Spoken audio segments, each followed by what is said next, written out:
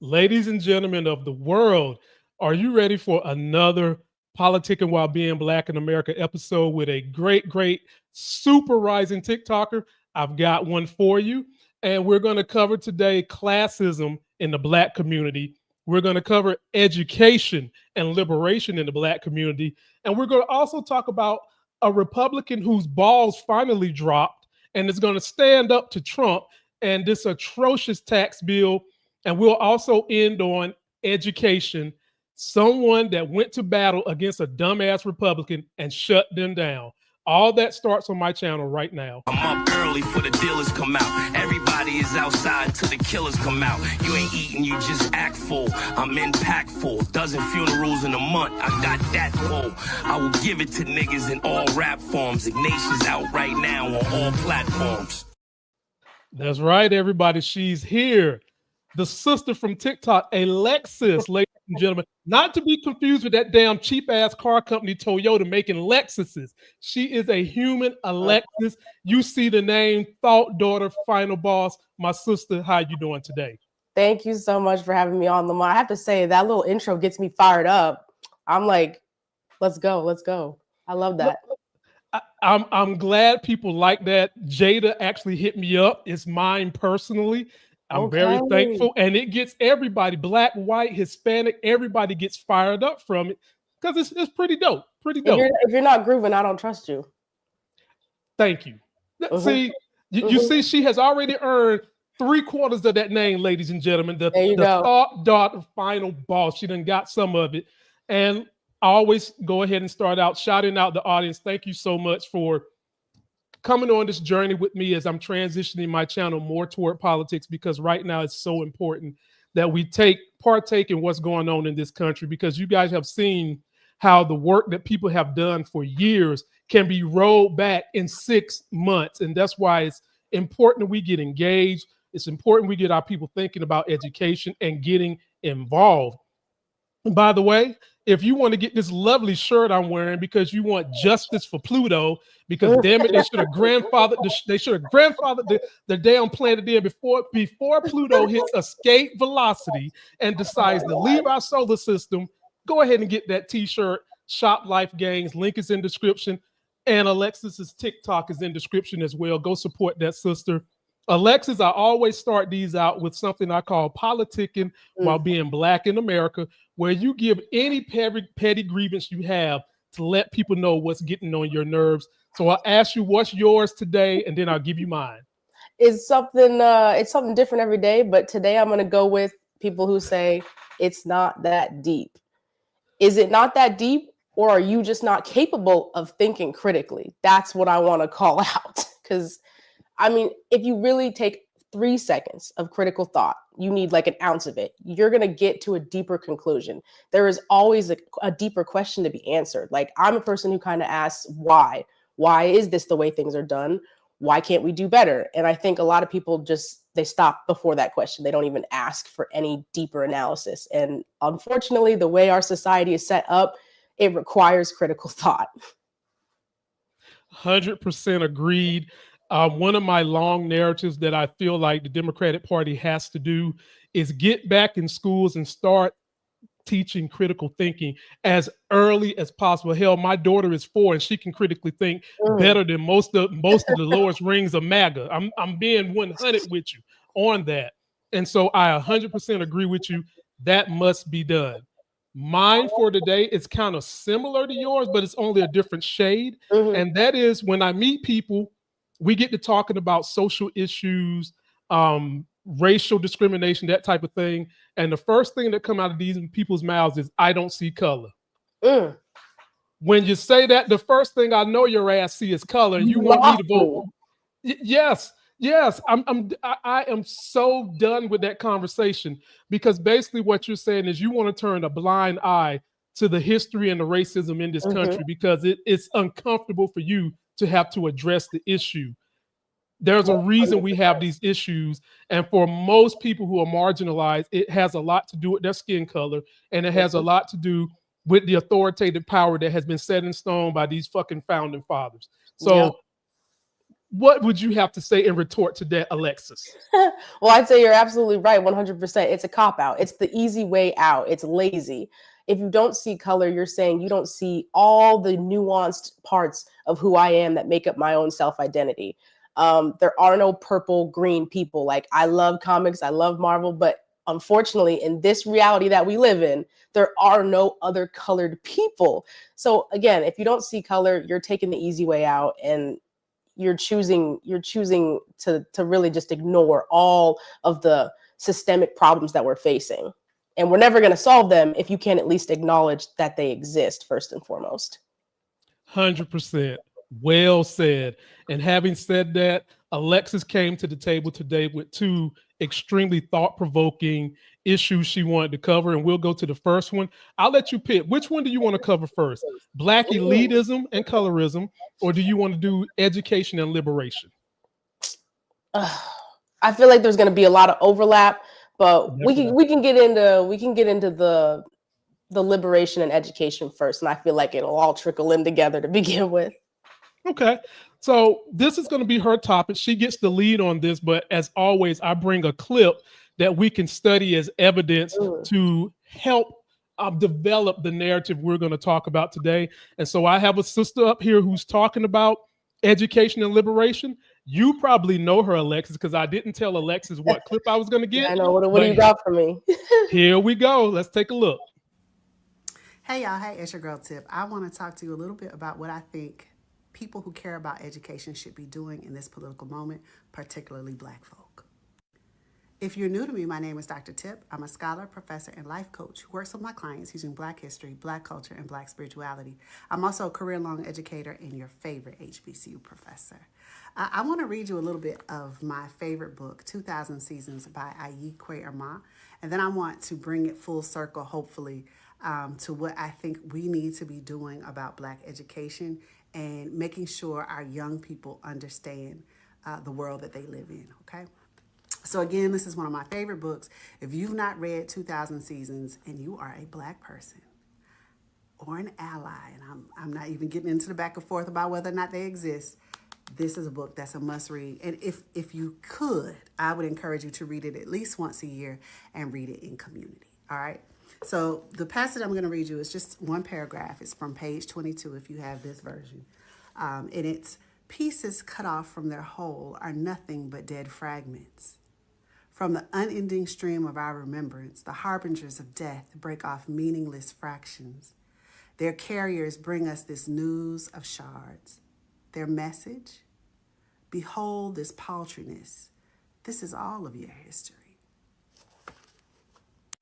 Now, if you've been paying attention, you've been pretty frustrated the last probably decade or so about the state of Black education, about the awareness of students to their culture, to the traditions of their people, to the histories of their folk. And Carter G. Woodson wrote about this in 33. If your students don't understand all of the contributions that their people make to the world, then they accept a certain second-class citizenship, right? And I would argue that that is still the case. That is still the case. If students don't understand who they are as a part of a whole, if they only see themselves as fragmented pieces, then they forget that, one, they have agency to affect the world around them, and two, they accept mistreatment. In this particular political moment, I think it's extremely important that those of us who have a working understanding of Black history and how it is applicable to understanding the systems that we may be up against today, we must share that information with others.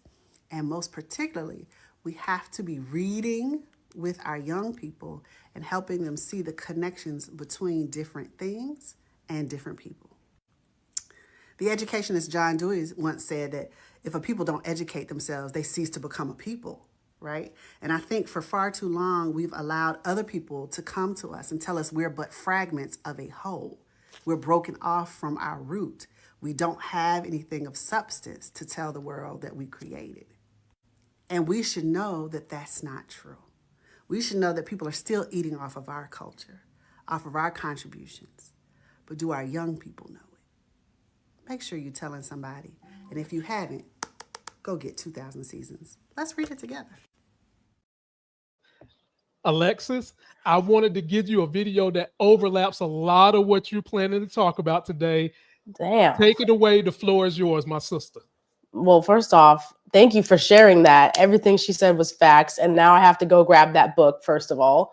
That was beautiful. And I really love how she talks about us being fragments of each other. Like, I feel like there's a lot of discourse about how African Americans are so separated from our root history and our culture. Like, we have this unique, beautiful, like, tapestry of people coming together. And it's so unique to us, specifically in America. And I love to see people encouraging education in all forms. That is the first step to Black liberation. There is no liberation without education. And I really feel like specifically that is the one key bridge. That is the missing piece. And I don't remember who said it, but it's like a really cliche little saying where it's like, if you want to hide something from a Black person, put it in a book. I hate that. I hate that quote so much, but it does speak to this necessity that we do need to encourage reading amongst our community. Like, the average American reads like 0.1, 0.5 of a book a year. So there's a lot of people who aren't picking up a book in a year. And that is a staggering statistic to me when you think about it, because so much of the ways to elevate yourself come from learning and education and gaining more knowledge. Everything they want to keep from us is in a book. Well said. One of the reasons why I'm on this journey of taking my channel from just doing movies and TV shows to getting more engaged in politics is because this is a way I can give back in terms of educating my people with everything I've endured my whole 43 years of life, from business to my political background, to my financial background, to how I trade stocks. I had to learn all that through copious reading, through copious experiences, through copious, bland, boring ass meeting with white dudes who were drunk that thought I was drinking, but I was sipping water, taking notes, memorizing shit day and night, just memorizing shit, and then trial and error. It is so important that I feel like Black people continue the narrative of community, which is going to hit another one of your issues in a minute. Because when we empower ourselves as an individual and then give it to the community, that's how we uplift the entire community. We've gotten to a point where now it's all me. And what are we seeing from that? Dumbass brothers going to MAGA and not getting nothing for it. Insane. And then the other thing that I've always told people is, I think and this is, well, I ain't even gonna say that. I've always said, I'm not even gonna try to couch this. I have always said that the strongest individual humans ever created is the Black American woman. And what are Black American women doing right now in America? They're leading the nation in education. Leading the nation in education. And what is that doing? Helping them liberate themselves from several oppressors. Number one, the husband oppressor or boyfriend oppressor. I'm just keeping it. No, you're so right. You didn't say a single lie. Keep going. I'm gonna keep it a buck. Then the white oppressors that will have you think that you're not good enough to be in the boardroom. You're not good enough to be a leader. You're not good enough to run community. And then you have certain religious people that would have you think that because you're an educated Black woman, you're not allowed to be submissive to a husband. Black educated people can do all that. You can walk and chew gum at the same time. And my last point to everybody would be, if you are someone who's educated, yes, make sure you're teaching your children about our plight for sure, because the schools are not doing it. But then also, if you can stomach it, get involved in your local school districts. I am highly active in my child's early child care program. And to the point where I'm thinking about running for school board. I'm not just going to be showing up to PTA meetings and y'all taking shit out of books that children need to hear. We need to hear stuff that y'all want to take out because y'all don't want to deal with the problem because y'all so afraid that children will grow up having sympathy, empathy for the plight we have gone through, which would be true, and I'm going to fight for it. Simple as that. That's so admirable, Lamont, like 100% too. And even you just in this transitioning on your channel, I say this a lot. It's like, if you're not speaking up, you're complicit. And it doesn't matter what your niche is. My TikTok page has no niche. I talk about anything under the sun, whatever comes in my brain, I just spit it. Right. And I think it's important that everybody with a platform in some capacity speaks up for what's right. Because if we all are mum, nothing gets done. And people's oppression just grows and grows and grows. But like you said, the Black women are leading the charge. I'd say when you don't know what to do, look to a Black woman, and that's a good place to start. I missed 2 degrees on my back. Education is incredibly important to me. And I agree with you 100%. That is a really important way to give back to the community. And it's a great way to stay involved, is uplifting others. A rising tide lifts all boats. Exactly. Post your comments, ladies and gentlemen. Let us know what you think. Her link is in the video description. My link is in description. Download the podcast, Politics of Being Black in America. It'll be up there within about 24 hours. Share with your friends. Let's uplift together. Alexis, I've got my subjects for you. I told you I'm a business guy. I'm into the finances and the money, but just as much as you're into education, I'm into it too. And all my mentors, my best mentors, have been women. All of them. Black, white, I've got them. And the one mentor that taught me to critically think was my college psychologist. That's where the critical thinking clicked with me. And I started challenging things that society does, where they tell you one thing, but then they behave another one. Where do we see that? In the Republican Party. So having said that, I have a clip of someone going to debate in a very, very good think tank. You probably have already seen it, but we're going to watch it again. Here we go, ladies and gentlemen. Take a look. The suggested budget cuts $1.5 trillion. I wish it should be even more. That is not true. No, it is. It's okay. You can look it up. This is $1.5 trillion should be the equivalent of cutting the entire American military budget and a half. He's advocating for raising taxes on the ultra wealthy. We'll see if that materializes. That is an income tax. The ultra wealthy generally do not take a large portion of their income from an income tax and take it instead from capital gains. Well, fundamentally increasing an 8% tax on Elon Musk, who takes like $10,000 as a salary or something stupid, will not make any material difference. This is a straw man argument, and it is obfuscating from the fundamental issue. This is a government for and run by oligarchs. That young man was so right. If you're not in business, you don't understand that rich people live off their capital gains. And let me break it down to you a little deeper, Alexis, for what they do. When they get to the point where their income can be put somewhere in any investment vehicle, whether it's real estate, whether it's stocks, whether it's bonds, wherever, what they wind up doing is put it in there. They don't touch it. They take out a loan against those assets, because when you take out a loan, there's no tax on a loan. And so in essence, the only thing they do have to pay is whatever small interest rate they have to pay on the loan, because it's insured with whatever their asset is. And then when they get their little capital gains, they're only paying about a 14.5% rate. And if you're not smart enough of an American electorate to understand that, you fall for the banana in the tailpipe of what the Republicans say every single time about them cutting taxes.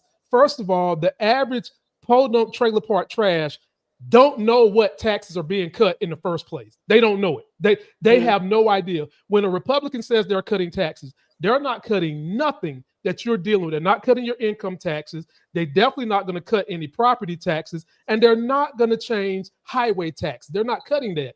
What they are doing is trying to figure out how to eat around the edges, reduce the capital gains tax, reduce corporate taxes, and therefore empower themselves, because it's a vicious loop that they're in. When a big corporation wants to move into your community, let me tell you how they get traded. They will offer them all kinds of bukus of money up front. Then they offer them tax breaks to put their corporations there. Then they will let them have the space to not pay taxes on the property for 10 years, because they're supposed to be creating jobs. Oh. If you were an empowered people, you would understand that for the longest time, the Republican Party has been preaching that the backbone of business in any community is the small business.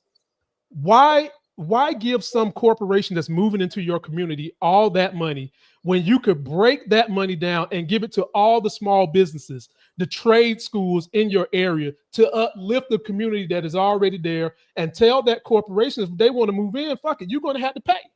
So people, that's what we mean when we say you've got to get educated, and these things need to be put into schools. Alexis, your rebuttal. Well, shoot, unfortunately, it's not much of a rebuttal so much as it is, let me just agree with you there 100%. It's sad to me because the way I view the party system in America, unfortunately, is the Democrats are the lesser of two evils, right? There's a platform for people there, and we can get work done through that party using it as a vehicle. Obviously, there's obviously going to be things we want to change, and we can nitpick all day, but I'm not in the camp of liberals policing each other, right? We have bigger fish to fry. And again, the people that are most affected by these tax cuts are always going to be the poor and disenfranchised. And it's the people who know the least amount about finances that are getting, again, bait and switched. Oh, we're going to do this for you. We're going to lower grocery prices. You can afford a home. Where are we looking? What are you talking about? And that's not coming out of nowhere. And again, none of those promises have been followed on. And it's really, really upsetting to see. It is. And another story for another day is how inflation truly works. The average person couldn't tell you how it works, but let me give you a 30-second synopsis. When the government puts more money into the marketplace, the average middle class and poor American don't get their hands on the money. The corporations get it. And because there's more money in the marketplace, they get the excuse of saying, we got to raise our prices because there's more money floating around. The problem is your ass didn't get the money. So not only are they getting it up front again, but then they get it on the back end because they get to raise prices on you, and the prices go up like a fallen Elon Musk rocket ship, and then they stair step their way down, ladies and gentlemen. Understanding that and understanding the progressive policies that have been put in place to try to help you, and at the very least help you get better. And like Alexis said, there is no perfect party. But the one that is better for the overall success of everybody, I do contend, is the Democratic Party. And having said that, let us know what you think. We'll move on to Alexis's second component of things she wanted to talk about. By the way, subscribe. Her link is in the description. Mine is there too. The podcast link is down there as well. Alexis wanted to talk about how we have certain issues in our own community. So white folks, listen up. We're going to let y'all in at the cookout from afar, okay? We'll let ears be in the cookout at things that we happen to deal with in our own community, black classism and elites. I got another video for you, Alexis. You get first word on it. Here we go. So I did a post discussing Black women on the Real Housewives franchise, and elitism came up. I did not expect this response. Man, I love y'all. While I love the fact that we are having conversation about it, I also noticed that there is some confusion as to what Black elitism looks like. So here's the definition. This is a term used to address classism in the Black community, where individuals consistently attempt to be exclusive, particularly when it comes to their educational and socioeconomic status, and they redefine their Black identity along the lines of a white canon, and ultimately demonize their backgrounds in order to fill or to portray themselves as being superior to other Black people. I said several times in the comments, it's okay to be Black and to want to achieve success. Somebody said I was elitist for wearing a Black doctor shirt in the video. I'm like, elitism doesn't mean that you can't be proud of your accomplishments. Because if I was a Black lawyer, I would wear a shirt that says Black lawyer. If I'm a Black chiropractor, I would do the same thing. I'm a firm believer Black people should be celebrated. And when you come from a marginalized community and you accomplish something, there's nothing wrong with being proud of that. I'm proud of my accomplishments, and also I know that they are tools to help liberate the Black community. It's not something that I flaunt or I say that I'm better than the next person for having it. So I just wanted to clarify what elitism is, because a lot of y'all are confused about it. But yeah, let's keep this conversation going. Also, this book clearly outlines what I'm talking about. So if you haven't read it, I want you to read Inside America's Black Upper Class, Our Kind of People. I know they have a series on it, but the series doesn't know justice. Get the book. Damn. Alexis, I try to find videos. When you tell me what you want, I try to make sure I provide the right options Floor is yours. What do you think? You killed that. I'm gonna have to go and follow that creator because she expertly explained that. So when I look at the way Black elitism works in our community, it's kind of a twofold issue, right? Black exceptionalism is its own thing. We need to be uplifting and amplifying the achievements in our community. Like, yes, like she said, Black lawyers and doctors, all these people, young Black kids need good examples, like desperately need good examples. People need to understand that they can aspire and have ambition to be whatever it is the fuck they want to be. And that's okay.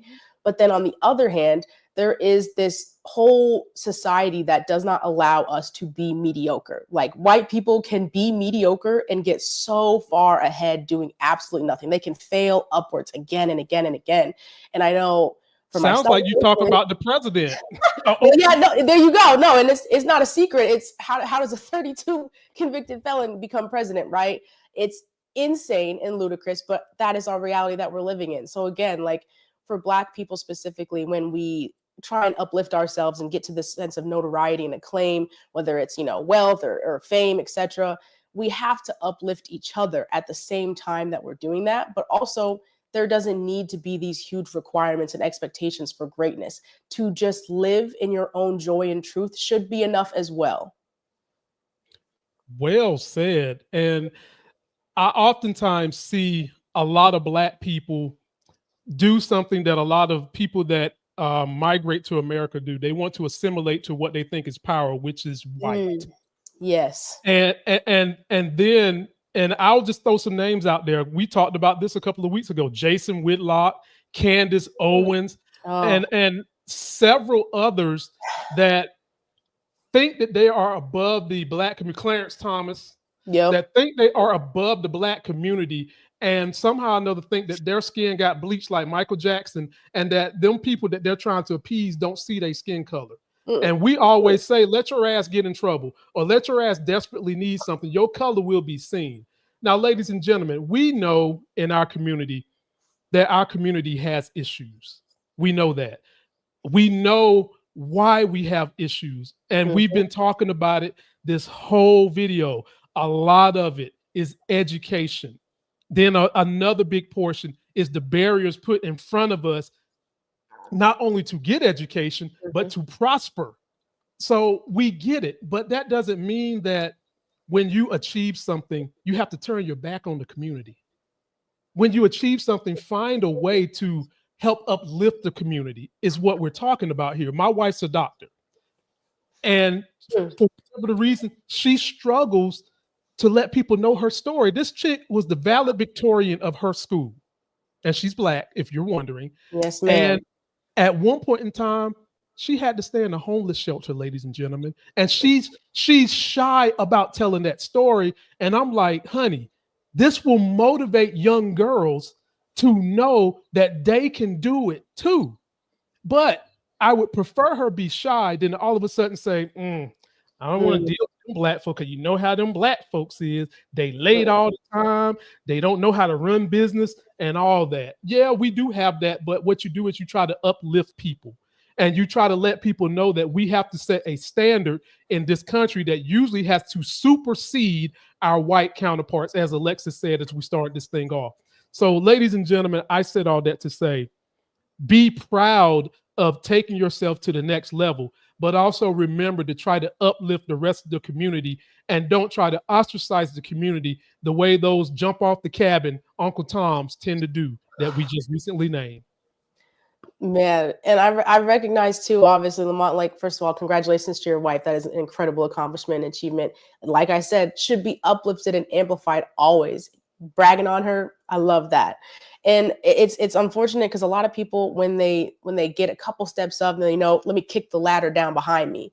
That is not how we move forward as a community. And I know it's tough because a lot of other communities, white people specifically, they don't feel this burden of an entire community, like having that on your back. They don't feel that obligation. It's a different sense of cultural duty, and it's not required. But you know what? How do you think we're going to get ahead as a people if we don't look out for each other? That is the number one thing we should always take away from this. And I agree with you 100%. It is sometimes a closeness and proximity to whiteness that these people are chasing. When I aspire and have all my ambitions and goals, I'm not aspiring to put myself in rooms with white people. That is not the aspiration. It's to achieve the greatest heights of what I am capable of as a person. And that does not mean betraying my community for whiteness, not even a little bit. Right. And I'm like you, I achieve to put myself in the room with whomever the best people are. And the best people that haven't been stepped on. That's what I achieve to do. And I also achieve to bring others in that room with me from my community. And it would be very easy for me and my wife to want to turn our back on the Black community, because I'll keep it 100 with you. We owned and operated a child care center, and we came up with a program that was very similar to the Harlem Children's Zone project that they have in New York. We had one that we were trying to institute in Greensboro. And all the local Black organizations that they tell you to go get help from, they basically shunned us because it wasn't our time, because they're older. It was old money. And they seen us back in those days as possibly, I don't know, a young threat. I don't know what it was, but they shunned us. They didn't help us. And ultimately we had to pivot. And it was our own people that done that. But do I give up on our own people? No, I just recognize that there are some people you've got to watch, but as a collective, we still trying to uplift everybody. 100%, 100%. It's a balance. And, everyone always says, like, not all skin folk or kin folk, but like you can be skeptical, you can have discernment, right? You can use your best judgment, but you have to lead with compassion and empathy first. At least that's how I always try and lead my life. Same here, ladies and gentlemen. Post your comments. Let us know what you think. Be sure to go check this sister out on TikTok. Her link is in description. Be sure to get the podcast, Politics of Being Black in America, wherever you get your podcast. Link is in description for that. And we will go to the last subject we're going to cover today, which is this atrocious tax bill that's coming down the pike. Alexis, what's the ugliest thing you've ever seen in your life? Oh, God, I could maybe a picture of Trump golfing. Okay, well, let me make that picture even worse. What if I gave you a picture of Trump holding a golf club sitting on the toilet, naked? No, I'm out. That's this tax bill, ladies and gentlemen. And for whatever the reason, these Republicans that are always budget hawks, when the progressives want to give money to the middle class and poor, that are always, no, you can't do that. In the House, they said yes to Trump. I mean, they didn't go Destiny's Child, no. They said yes. But finally, when we get to the Senate, we've got some Republicans whose balls have finally dropped and they're standing up to Trump. And here's one that I was going to chastise real bad if he let it go. But take a look at this. He explains to you clearly why this bill is terrible. And this is coming from a Republican. You MAGA maggots that are going to watch this and try to say it's always progressive sin. This is coming from a seasoned Republican. Take a look. Let me break this all down for you because this was a sight to behold. So you had MAGA Republican Senator Rand Paul saying that somebody's got to stand up against this atrocious, ridiculous, horrible budget bill. And then he described Donald Trump and MAGA Mike as the emperors with no clothes. Watch this. Somebody has to stand up and yell, the emperor has no clothes. And everybody's falling in lockstep on this. Pass the big, beautiful bill. Don't question anything. Well, conservatives do need to stand up and have their voice heard. This is a problem we've been facing for decades now. And if we don't stand up on it, I really fear the direction the country is going. Alexis, he said all that, right? Let's see how long he stand on business, because we've seen them too often talk that tough talk, and then they capitulate to something that we never know about, something nefarious. Usually it's that if you don't work with us, we're going to primary you, or we're going to take away some of the contributions we give to you. They'll do anything. Usually the Republicans tend to fall in line. But on this bill, not only is Trump trying to lower taxes on the rich again and cut services on middle class and poor again, but he also wants to raise the debt limit to get things done. Ladies and gentlemen, I remember when Obama raised the debt limit $1. Y'all was literally about to try to push liberals off a cliff with their grandma, acting like it was something that we couldn't do. Trump wants to raise this bitch $1 trillion, and the House just bats an eye and says, "Go ahead, Trump. We'll do it." I'm wondering how long the Senate have this backbone before they fall in line. Hopefully, they will keep the backbone till we get the midterms. But at the very least, they will have to pass some kind of budget resolution to keep paying the bills of the government. But at the end of the day, I'm just hoping that they stop this thing because it is horrible for the middle class, in particular those benefiting from Medicare, SNAP, and other small benefits that some of y'all haven't even read in the bill. And my question to you, Alexis, is when you hear and see and read about this bill, what has been going through your mind? I am disappointed, but unfortunately not surprised. Everything with the Republican Party feels like kind of what we marketers call a bait and switch. They'll lure you in with the promise of one thing and then turn tuck tail and give you something else entirely different.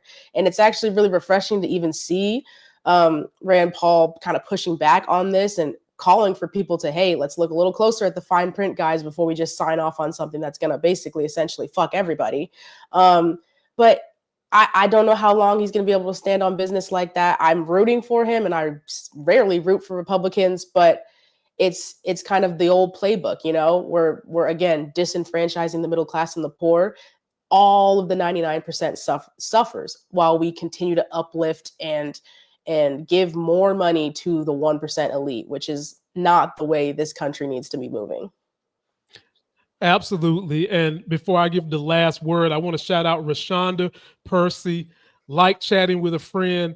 And my big homie Power is taking, not giving, which you guys might see on Saturday. Another on the rise TikToker. Alexis, I would love for you two to link up sometime and talk politics and education and liberation of our people. He does an excellent job. You guys subscribe to him. His link is in the video description as well. I'll say it like this. We continue to give our power to the richest among us who don't want to give us power when we've always had power if we could collectively vote properly. Now, again, no party is perfect, but we have historically seen the party that puts principles and policies in place that generally help the majority of people and not the special interests of the rich. And what's been happening here recently, because we've given up so much of that power to the rich, their vote, in essence, counts more than mine and yours, because not only do they get to vote, which is what we all get to do, they also get to influence with their money who's running, which we might not care for, and also what policies are on the table, which oftentimes we don't care for. And the more we continue to do that over the years, the more we lose control of the wheel, and the more we have to be beholden to these buffoons. So, ladies and gentlemen, I know it's old cliche of calling your senators and saying no to this shit, but do it anyway. Just do it. I mean, for some of them, the fear that they might lose office does bug them a little bit, because this is the most cushiony job you can get in America. Trust me, their asses only show up to work maybe 5 hours a whole week. They make their aides do everything else. They've got pages. The only thing they literally got to do is get their ass up, come in there and say, hey, I'm here, vote, and keep it moving. Yay. And a lot of times their asses can't even do that. They vote present because they're not there. So post your comments, y'all. Let us know what you think. Links are in description. Alexis, we hope you've had fun here. Any parting words you would like to give the people of what they can look forward to when they come visit you on your channel? Literally a little bit of everything, but most importantly and first and foremost, empathy, compassion, and fun. That's what brought me to the channel. And by the way, she is a Marvel girl. And y'all see y'all see my little family back there. I love it. My baby and my wife. And you see the Captain America right here on the wall. So y'all know I've been down with Marvel for years. And what Alexis doesn't know is I'm writing superhero scripts as we speak of our own brand, Black superhero scripts. And I'm working as hard as I can to get this thing to come to full screen. So you guys want to support us? All you got to do is subscribe. Costs you nothing. And that's going to do it for this video. Don't forget to like the video, comment, subscribe, get that life gain. Be sure to subscribe to this young sister. We will definitely have her back when her schedule merits. And until that next Sex is Hell video, we out.